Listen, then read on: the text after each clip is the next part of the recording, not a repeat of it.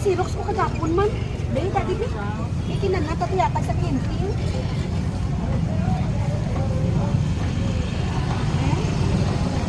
Puno ni Kabino.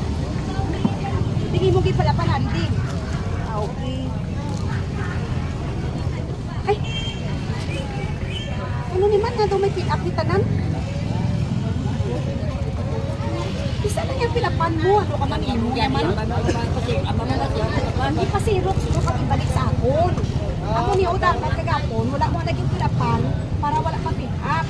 Sige mo mo yung pilapan mo, kundi sin, puno ka bilog may Xerox.